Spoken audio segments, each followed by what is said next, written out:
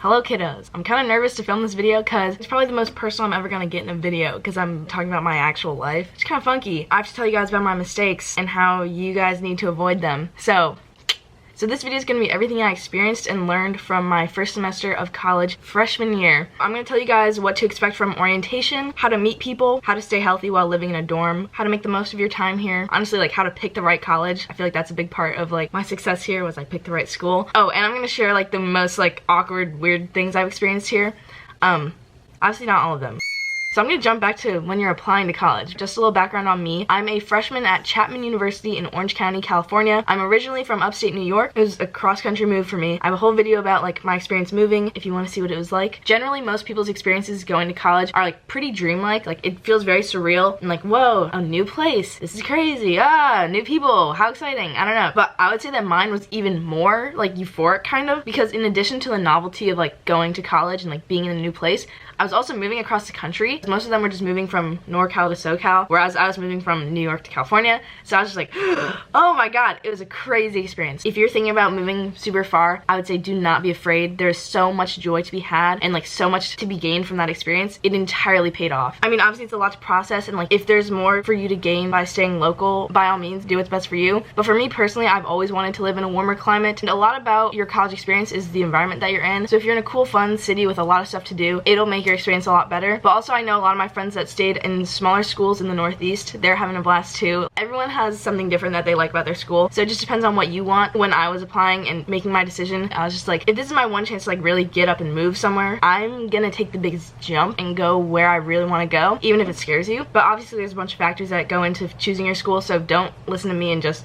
look at the weather, because I also picked the school because of the programs it has, the size, the cost. Basically my advice is when you're applying, don't be afraid to throw in a few schools that are far away in a warmer place. If you're from a warmer place, then good for you. The move across the country was not bad at all. The planning can be really hard, but being far away is not hard for me. You guys know how close I am with my family. That's the basis of my whole YouTube channel is like me and my siblings. And you would think that it would be hard for me to leave them, but if you think about your family as a reason for you to be happy rather than a reason for you to feel sad and homesick, then it makes your experience a lot better. Because if you know that you have people that support you back home, it'll make you feel a lot better once you're here. I looked at college as an experience for me to get out of my shell and like establish myself as my own individual person aside from my siblings, because I feel like a lot of my life has been based around them. I was excited to get out, get away, kind of. So yeah, that's my viewpoint on like what school you should pick, what schools you should apply to. Alright, now that I've gotten over everything that's like pre-college or like planning for college, I'm just gonna talk a bit about what I'm doing to stay healthy, because that is a huge part of college that I struggle with. So what I do is I stretch in my dorm room a lot. I'm also usually pretty big on lifting, but like I've just been relying on stretching recently. It's what I'm able to do most efficiently here. Another big thing to focus on is staying hydrated and eating well. A lot of you guys like me are depending mostly on your cafeteria, and me being vegan, the options are very limited and really just not good. So I definitely recommend taking vitamins to make sure that you're getting all your nutrients in. I've personally been using the brand Care Of. What they do is they make custom vitamins just for you based on a quiz that you take online. It's super quick. You just answer some questions about your diet, lifestyle, and health goals, and then based on your quiz results you get custom vitamins just for you. So I have mine right here. They send it in this nice little dispenser, so you just take out your packet of vitamins. It even says your name on it, and these little packets are compostable too, which is really fun. I really like that Care Of was able to customize that my products would be vegan, and all of their ingredients are super high quality too. Just in life, and especially in college, things get really hectic, so it's super important that you have added support for your energy, immunity, stress, all of that. So if you're interested in getting your own custom made vitamins from Care Of, you can go to takecareof.com and use my code, which will be on the screen, to get 25% off your first order. So I customize my vitamins to help balance my stress levels and to make sure I'm getting enough of my general vitamins in my vegan diet, because I know my school's cafeteria is not up to par. So yeah, I've been really glad that I have these vitamins to make sure that my wellness is at its peak here. So now continuing on with my health and wellness, I would say another big thing that I try and focus on is my mental headspace. I will try to take a second to just sit and close my eyes and breathe and think about where I am, what I'm doing, what I'm happy with, what I'm not happy with, how I could become more at peace with my situation, and just like remember that I'm grateful to be here, because this place really is a dream. California is so fun, but college can be super overwhelming, and there's a lot of issues that go on, and you just have to like remember like nothing's that big of a deal. I am enjoying my time here. I'm making the best use of my time, or if I'm not, like I'll make changes to do so. Just taking a second to be mindful really clears your headspace and makes you feel refreshed. So now moving on to orientation. For most people, orientation is like the week before classes start. That's how mine was. This is probably in every advice video, but my biggest piece of advice is meet as many people as you can. And I know that sounds like really annoying to be like, oh yeah, just do it, it's easy. It's really not easy. It's exhausting, especially if you have social anxiety. I have really bad social anxiety, but I think I've gotten over a lot of it in high school. school. So once I got to college, I was kind of able to just be like, okay, most of my healing is in the past. I'm okay now. I can do it. I don't care. I don't know. What I had to tell myself when I was meeting people is like, keep pretending that you're confident, and people can tell when you're being ingenuine, but like if you just decide to be like, I don't give a fuck, like I try and breathe, I try and realize that no one's inherently better than me, like, because I feel like everyone's always above me and I'm at the very lowest ranking of people, and I'm just like, no one wants to talk to me, there's no reason for me to try. But if you think about it, especially during orientation week, everyone's in the same boat, and just tell yourself that you're all on an equal plane. No one's cooler or better than you because no one knows each other yet. Just like decide that you're worth it. You deserve to be able to meet people, you deserve to be able to talk to people, and people want to hear what you have to say. Just be yourself, let your guard down, let your walls down, and just be the character that you never could be in high school, because I feel like in high school I was established as like the very quiet girl. I know most of you guys watching my videos be like, what the hell, Amber, you're kind of loud. But in school, like, I would not say a single word. Like, I only spoke to like my 3 best friends. If anyone new tried to talk to me, I would just like shut down, like, and it was really weird. Like, I was so quiet. Like, I was one of the most quiet people in my grade. By the end of high school, I kind of got over my shyness, and it wasn't social anxiety that was holding me back from talking to people. It was just the fact that it was established I was quiet. So I was like, why break out of my shell now when everyone already thinks I'm quiet, and that's like not gonna change? Obviously it could have changed, but I just chose not to let it change. So when I got to college, I decided there were no set standards for who I was as a person. No one had the preconceived idea that I was quiet, so I just decided to be like, what do I have to lose? You really have nothing to lose by expressing your honest self. So just like, who gives a fuck? I don't know. Because I can assure you, your honest self is so much more likable than like the proper, nice version of yourself that you're expressing when you meet people. If you talk in like your natural tone and you just like say whatever you want, people are gonna be drawn to that more than like, oh hi. I don't know. And there's nothing wrong with like, oh hi. But know that you are likable, let your walls down, you have absolutely nothing to lose. And a lot of the joy from college and my orientation experience came from meeting new people, talking to people, hearing different perspectives, hearing where people are from in the country, hearing what their passions are and like what they aim to do in college is super interesting and like really rewarding, because you spend all of high school with the same people and you're just like, but then you realize like there is so much in this world that I don't know about yet. And then once you meet more people, you're just like, amazing, these people exist. That's crazy. I would tell you to meet as many people as you can. In the end, it just matters that you find true friends, even if it is a small group. But I feel like you'll be more comfortable on your campus knowing that you have a ton of acquaintances and that you can walk through campus and recognize people rather than feeling like you're just alone in the crowd. So now that I've told you to go meet a bunch of people, I'm gonna share with you how to do it. I'm very socially anxious, and I was scouring YouTube before I came to college, like just waiting for someone to make a video like how to meet people, because everyone's just like, oh, just get out there. That's it.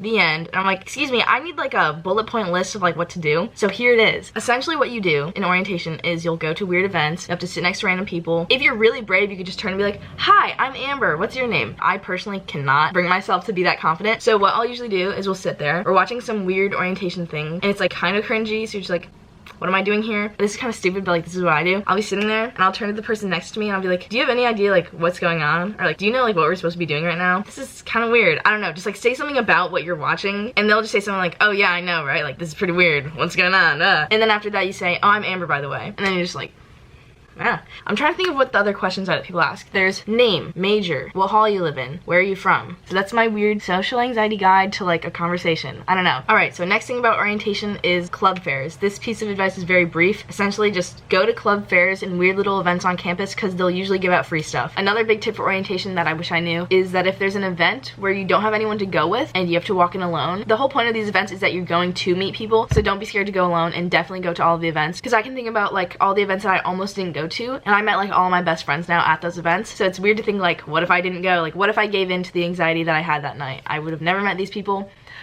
It's crazy. So yeah, now that I have all of like the orientation and health stuff covered, I'm gonna go over just like the general weird parts of college. One part of college, especially towards the beginning, you're gonna be like never using your phone. Unlike high school, all your friends are like right in the same area. You guys all live in the same dorm halls, so you're always hanging out with them, and you're just not gonna be on your phone because so much is happening. I remember feeling really bad because I wasn't keeping in touch with my friends from home, but you realize like the true friends that you have at home know that you're busy, and your friendship will outlast any lack of messages that there is, because you guys are all adults, you know like how life works. Everyone's always too busy to reach out. As long as you guys both know that you care about each other, even if you're too busy to talk, that's all that really matters. Next, classwork can be a lot. Depending on your major, it can be better or worse. I don't really have any advice to give because I'm undeclared, so my classes are pretty easy. I would just say try to avoid procrastinating. Use any free time you have to work, but also give yourself enough breaks so that you don't die. A lot of my issues in high school and in college related to work is that I would like shame myself for going on my phone when I should be doing homework. There's no point in shaming yourself for that. Just decide that you're gonna set aside a few hours to go on your phone, watch a movie, Take a nap. That's a good option. Just set aside the time and be like, this is my time to relax. And I'm gonna enjoy it. Don't sit there and like continue to be anxious about the work that you're not doing. Or if you're really that anxious about the work, just get up and do the work. You'll feel better afterwards. Next, this is probably the most personal, weird advice I'll give, but college is exciting. A ton of new people. Everyone seems super interesting and nice because they're all showing their best version of themselves, especially at the beginning of the year. Don't fall so quickly for any guy or girl that gives you attention. Just know your self-worth. Know that you're not worth someone like walking all over you or using you in any way. I don't know. Set your standards higher than they are. I can assure you that your standards are probably way too low right now. Let's all raise our standards, shall we? Come on. This is gonna be like my life advice part, okay? This is gonna get deep and kind of weird. Every problem I've had in college and just my life in general has stemmed from my own issues of self-worth and like my need for validation and like just weird stuff like that. And when you move to college and you're in this new environment and there's new people and like so much to explore with yourself and just like with life in general, it can get a little messy when you come to college with these issues from home. I know like there's really no way for me to just be like fix those problems and then go to college, because that's not how it works. If I could have fixed those problems before I left, I absolutely would have. I would just say, when you're in high school, people probably have an established idea of who you are. Mine was that I was very shy, quiet, kind of weird. Everyone's like, why doesn't she talk? I don't know. So you have these like ideas in your head that you're not worth anything, or that like you're only as good as the label that people give you. And that's entirely not true. But when you go to college, that label that you had in high school is gone and you're finally able to be your actual self, and you get kind of like a, oh, I can do anything kind of feeling, or like all my problems are gone. But really you have to realize you never really healed from those problems, and they're gonna translate into your future endeavors at college. And I know when I went home for Thanksgiving, I was kind of hit with like a shock of like walking in my old house again. I felt all of like the pain that I felt before when I lived there. That feels really weird. I realized when I got home especially that like every issue I had still existed inside me, even though I thought college got rid of it. Try and do some healing before you get to college. I don't know, like my best advice would be meditating and journaling to get over those issues that you have. Just like write it out and make it a material thing in front of you that you can see. Meditate to like realize where you stand in this world and that like nothing's that big of a deal and you're worthy of love and respect. And if no one's saying it to you, and if you can't believe it when you say it to yourself, I'll say it to you right now. You're beautiful, you're hot as all hell, your emotions are valid, and your ideas are worth being heard. You don't deserve the pain you've been putting yourself through. People want to hear what you have to say, and you are not limited by anything that you think you are. You can do whatever you please, and you deserve to do whatever you please. Essentially what I'm saying is, don't think that you can escape all your problems by going to college. Be aware of how those old issues come up and translate into your current situations. All this stuff gets a little more messy when there's another person involved. You guys are probably gonna be like, Amber, what have you been up to? I've not been up to anything, but the biggest problem you'll face when you have these inner issues and you're trying to work out a relationship with someone else is that if you have low self-worth, you'll put up with anything. You'll be like, ooh, attention. Don't jump for the first person you see. Give yourself time to absorb everything. Don't jump into something right away. It's just irresponsible for yourself and your mental health, honestly. So yeah, to conclude all of that, know that you deserve better and know that you're a 10 in my book, okay? That's my crazy advice, because that is where all of my issues from college have stemmed from, or like any issue that's really been significant has stemmed from that problem of self-worth. I know we all like can't expect to heal those issues like immediately. It's gonna take a lot of time, but just try and be aware when things like that are happening. Oh, now I just want to point out like some of like the really weird, awkward things that you wouldn't expect from college. These are all like super random, but it's just things that I've noticed. There's only two things that I've kept in mind, but they both relate to dorm living. Living in a dorm just is kind of weird in general. Having roommates is kind of weird. I know some of my friends are best friends with their roommates. I'm not really close to mine. Depends on how it works out. One little weird thing I noticed is that it's super weird sneezing in the middle of the night. I don't even usually sneeze that much in general. For some reason, whenever I sneeze in college, it's always in the middle of the night at like 3 in the morning. So I'll be up and then I'll just like sneeze so loud and I'm just like, damn it, because I like probably woke them up and it was involuntary and I'm just like, why does that happen? I don't know. Another weird thing, I hope my roommates don't watch this because then they'll be like, what? Because this next one's kind of weird. Turning off the lights at night is kind of weird because someone has to get up and be like, is it alright if I turn the lights off? Half the time it'll end up being me and I'm just like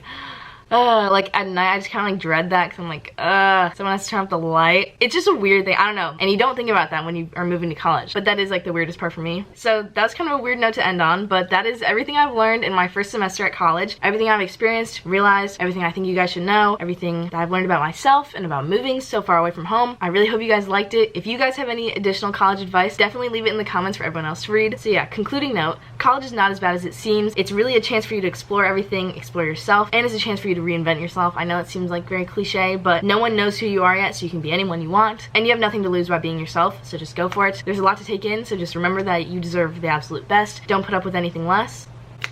rhyming. There's a lot to be learned here, so don't be so hard on yourself. Be gentle with your growth, and I'm cheering you on. Thank you so much for watching. If you have anything you want to add or any opinions you have, leave them in the comments because I'm really interested to see what you guys say about this video. But yeah, that's all from me. So thank you guys so much for watching, and I'll see you guys soon. Bye bye.